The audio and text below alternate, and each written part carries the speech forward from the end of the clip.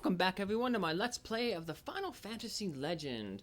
What I'm doing right now is I'm trying to get one of my Prin monsters to the second to max level monster in the game. So I'm just going to be fighting around here. I have the link in the video description of where I got the information on how to do this transformation.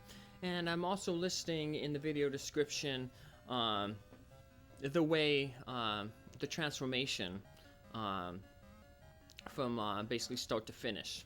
So what this will allow us to do is, when we do this, is besides getting a really powerful monster that will carry us through most of the game, the only way you can get the monster tier higher than what we can get here is by eating meat from the final boss rush. But what it will allow us to do is we can get a monster with the teleport ability, and with the teleport ability we can end up skipping Genbu, and it kind of creates just an interesting scenario in the game. So, but we'll cross that bridge when we get to it. But in the meantime, I'm just going around here to different places, getting different monsters, showing off their stats as I make the transformations to each of them. So this beetle has a saw. That's an interesting ability. It's a bugged ability. What it does is, what it was supposed to do was, if your character's strength is greater than the defense of the enemy, the saw was supposed to cut the enemy in half.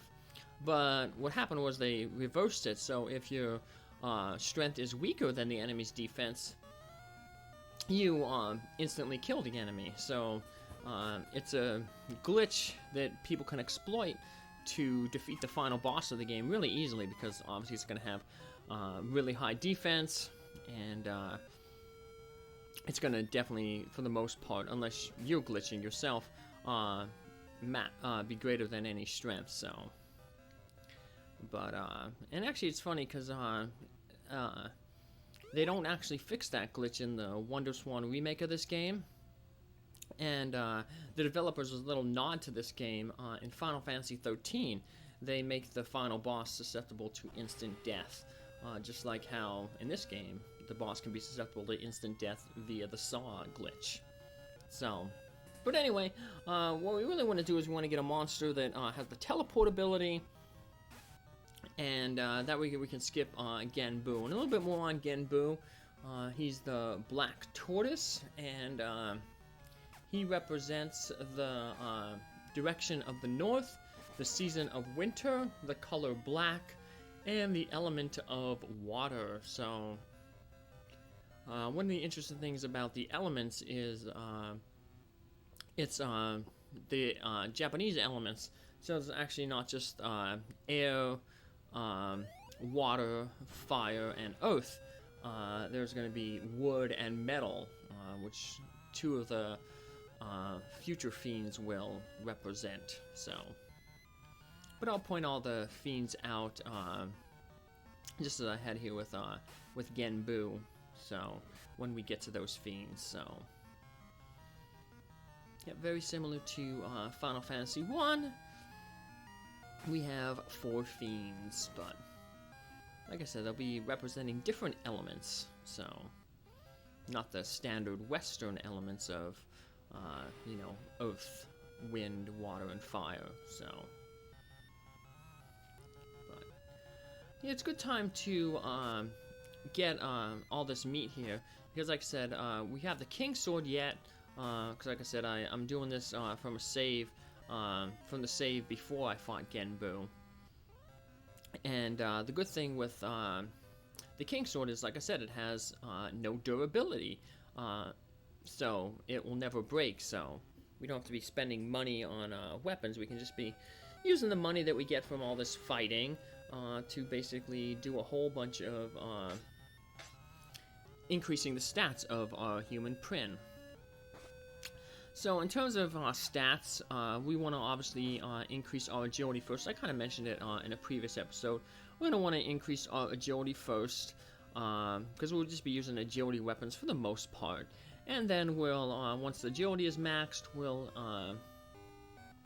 can max out our hit points to 200, and then we can max out our strength. So it's kind of hard at first to get human strong in the first world here, because the enemies are only dropping 40 gold per enemy. But come the next world, gold eventually will become no longer an issue, and it gets really, really easy to max your humans out. So the only thing that prevents you from maxing humans out earlier is we won't be able to get hit point 400s until the third major world, and hit point 600s until the fourth major world. So no, it's kind of a spoiler, but not really, because you figure there's 4 fiends, there's going to be 4 major worlds. And so now we finally got into our our second to last tier monster, so the salamand. But that's not the monster that we want, because like I said, we want a monster that has teleport. And we have 2 options. We can get a Titan or a Baku. I'm going to go with the Titan, because the Titan doesn't necessarily have better stats, but like I see, it has mana, which is pretty low. But what does have is it has the cure spell. Cure will allow us to, you know, basically heal ourselves up and basically go to inns for free, so, or as near as free as possible. So definitely helps us save gold, especially here in the early game when gold, like I said, is pretty much at a premium. So there we have the teleport spell. It allows us to teleport to whatever floor we want to, as long as we visited the floor. Well, right now we're only on the first floor of the tower, so we can only go to the first floor, but it takes us back to the entrance of the tower. So what we can do here is we can de-equip our king items, but let's just buy a whole bunch of stat potions here first. We'll de-equip all our king stuff. I'll get a bunch of stats here, and not that they're going to be useful for fighting Genbu, because we're going to skip Genbu. And I'll show you how to do that in just a little bit here. So let's raise our agility. Like I said, for the most part, potions raise it by like 2 stats. Your first few potions, you might get lucky, get a 3 or a 4, but after that, it's pretty much just going to be giving 2. So we're going to do this again, where we place all the items. I had all of them except for the king's sword given away. So once we put all the items on the statue, we get the black sphere. Now we can use teleport to skip that trigger of Genbu appearing. Yeah, so we can skip Genbu, and that'll create something interesting later on in the game. But now we go to this tower here, and we go to our item menu and hit the sphere. We hit the sphere that's shown, and that black sphere breaks the magic of Black Seal that we have here. So now we go into the tower, and we have these little lobbies between floors on the tower. And for the most part, these floors are just, you know, kind of little tiny little mazes that we wander around in. Occasionally you'll find a door, and the doors will lead to smaller side worlds. So yeah, there's going to be 4 major worlds, but there's going to be a variety of smaller side worlds that we can go to, and some of those side worlds give like little clues about the nature of the tower. Some might have extra weapons to pick up, so it's worth it to you know explore around. And speaking of weapons, even though weapons have durability, if most of the time you only need to really buy weapons. Surprisingly, durability is pretty high. Like I said, most durabilities are like 40, 50. And you're going to find quite a bit of weapons throughout the game. So for the most part, you won't really be needing to buy weapons. Your money is mainly going to be spent on, like I said, if you have a human, on building up stat potions for them. So mutants, like I said, they build up just fighting through battle, so we don't have to worry about stat potions for them, so they're kind of a cheaper human. Now the interesting thing about battles with mutants is it doesn't matter the I guess level of the battle. So you can be fighting, you know, a bunch of weak enemies in the first world, and max out your mutant down there if you have the patience for it. You know, you would think that, you know, stronger enemies would give better stat growths or have potential to have bigger stat growths, but it's not true. It's just a number of battle.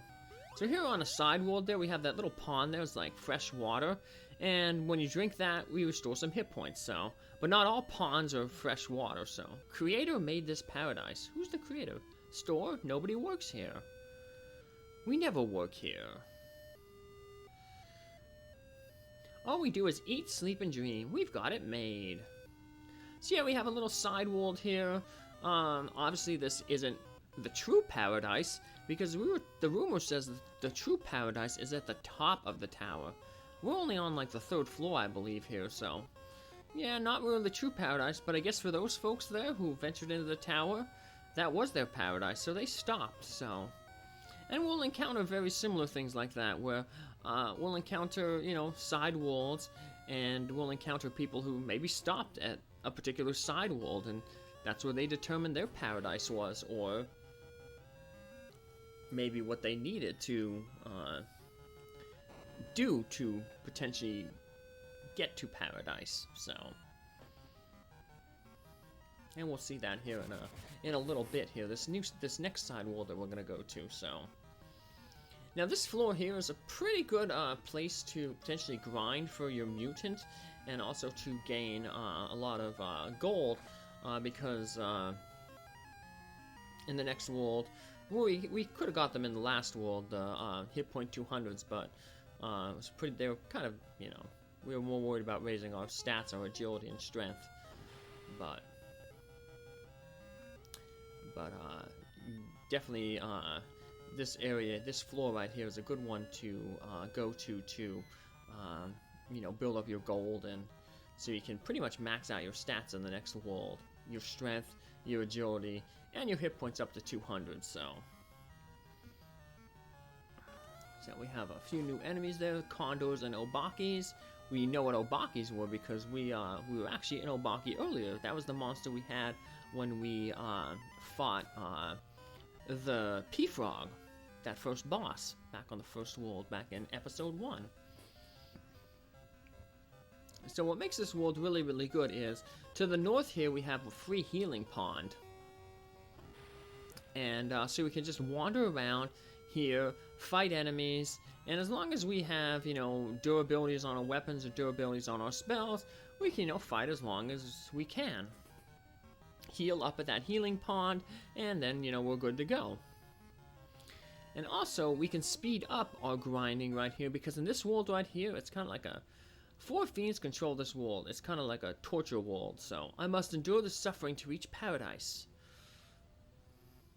Ooh, pull me out of my misery. Yeah, so I guess for some reason these people decided to stop in this. Or maybe they were abducted by these imps that are walking around. So, Oni, it's kind of like a type of mythical ogre, I believe, in Japanese mythology. So, it's fitting that it's in this, like, for lack of a better term, this hellish level, so. But yeah, I mentioned that we have these little imp guys walking around, and besides looking like it has a very high encounter rate in this room, you can talk with those imp people, and like the lizards or the guards in King Sword's castle, talking with these imp monsters will cause a battle against these gargoyles here, so. And they're not a very tough enemy, you know, easily take them out, so. But yeah, you can fight them, gain a whole bunch of gold, and then just heal yourself up out in the pond outside this door. One thing you do have to worry about, though, is, see all those spiked tiles that we're walking across? Every time we walk across one of those spiked tiles, we lose 1 hit point. That's why if you notice, like, Prin has quite a few hit point losses there, but now when we touch this healing pond, there's actually going to be some healing ponds that don't heal you they're just fake healing ponds. But right now, we don't have a lot of hit points, so pretty much one drink from the healing pond will heal us entirely. But toward the end, when you get a whole bunch of hit points, you might have to take several drinks from the pond, several sips of water to heal yourself up entirely. But it doesn't matter, all you have to do is just keep hitting the A button, tapping the A button, and eventually, like I said, you'll heal yourself up, so.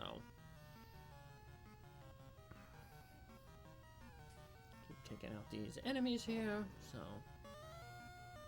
Just going slow a little bit, so. Print 1, what do we got? We got some meat. So, meat of wolf. So, alright. I'm pretty much going to be eating most of the meat that I encounter for my other Prin monster, Phantom. So, now the bad thing is, like, monsters can de-evolve as well. So sometimes you might have a pretty good monster, like say a level 2 or 3 type monster. Like for instance, Phantom here is like a level 2 ghost type monster. The first one is the Obaki, but you know, you might end up you know, eating some meat and get turned back into an Obaki. So, however, the good thing is, once you reach the second to last tier of monster, such as what we have there with the Titan, it's the second to last tier goblin type monster, goblin family monster, you can't revert any lower. So, but until you get to that point, you can lose de-evolve, I guess, in a sense. So, like for instance right here, we went from a pretty strong monster down to a clipper. As you can see, clippers only have like 20 hit points, so a very weak monster. So now I'm just wandering around here because I'm trying to find a whole bunch of rare monsters. Like I said, this is a 100% playthrough, so what I'm trying to do is I'm going to try to I'm going to encounter every single monster available in the game. So there are going to be some times when I'm going to stop and wander around a little bit, and as long as it's not a very long grind, I'll just do it on screen. So there's a good resource that I used, Tower Reversed, that has where all the monsters in the game can be encountered in the encounter table. So but yeah, there's a few monsters we want to encounter here while we're in this lobby here. So wander around, try to find them. So looking for a group of 3. Looking for a bug type monster. So here we go with the dragonfly. So right there, guy in the middle. Like a lot of other bug monsters, it is weak to ice. Strong against quake because it's flying. So now I mentioned earlier in a previous episode, I believe episode 1, if you have an elemental sword like we have an ice sword, that could critical hit the dragonfly because it's weak in size. However, spells don't necessarily count critical. So if we used an ice spell, it wouldn't necessarily do any more damage than if we used like a fire spell on it. But that mainly is just mainly for melee type weapons. So there's going to be quite a few melee weapons, especially toward the end of the game, that have properties, not just properties, elemental properties, but you'll notice some monsters also have families that I'm listing there. Ooh, a door blocked by the magic of blue. Like for instance, those gargoyles over there, they're in the undead family. So there's certain spells that only affect undead, like the prayer book. So if it's undead, you can use the prayer book. There's a sun sword that can critical hit undead, so that would work against them. There's other families like lizards, so dragon swords work on lizards. There's water element. There's water family. Those are like fish and crabs and stuff. Look for the old man. Got the top hat guy. He gave a clue in the first world. He was the one who told us that Genbu had locked the sphere in the statue. I guess he's kind of like our like a guardian angel in a sense. He's like telling us where we can go. So now it's important that at some point in the game that you talk with that guy in the top hat. So kind of a little bit of a spoiler. We got another healing pond down here. Kind of a little bit of a spoiler, but every time we're going to get to a new major world, we're going to encounter that guy, the top hat man, and he's going to give us a clue about the world. We saw him on the base of the tower. Now we're about to enter the second major world, and so he's there to give us a clue. But you have to talk with him at least once during the game, because otherwise when you get to the top of the tower, if you haven't talked with him at all, you kind of get locked out from going to the top floor.